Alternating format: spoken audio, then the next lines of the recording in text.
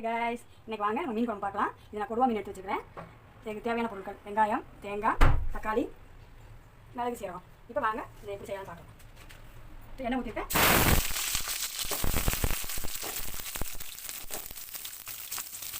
வெங்காயம் வதங்கிடுச்சு. இப்போ மிளகு, சீரகம், சோம்பு போட்டு வதக்கலாம். அது வதங்கினோன்னா தேங்காய் போடுறோம். நல்லா தேங்காய் வதங்கினோன்னா தேங்காய் வதங்கிடுச்சு. தக்காளி அரைச்சிருக்கு. தக்காளி வெங்காயம்லாம் வதங்கிடுச்சு. இப்போ மிளகாய் தூள் சேர்க்குறேன். மல்லித்தூள் சேர்க்குறேன்.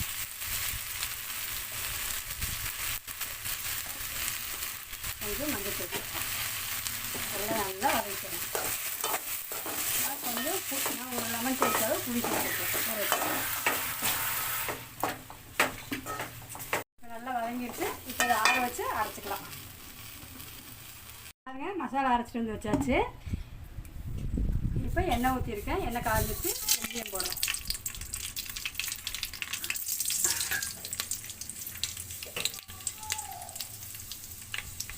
இப்போ வெந்தயம் பொரிஞ்சிச்சு.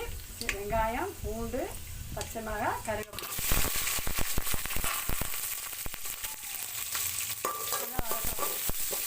நல்லா வதங்கிடுச்சு. கொஞ்சம் அரைச்சி வச்ச மசாலாவை ஊற்றுறோம்.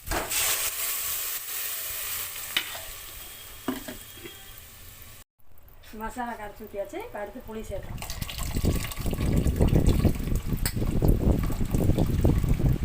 குழம்பு கொதிச்சிருச்சு.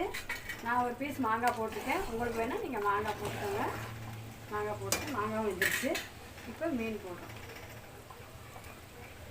மீன் போட்டு ஒரு கொதி கொதிச்சோன்னா இறக்கிறோம். கொஞ்சம் மல்லித்தலை போட்டு பாருங்கள். மீன் போட்டாச்சு. மீன் வெந்துருச்சு. மீன் குழம்பு ரெடி ஆயிடுச்சு.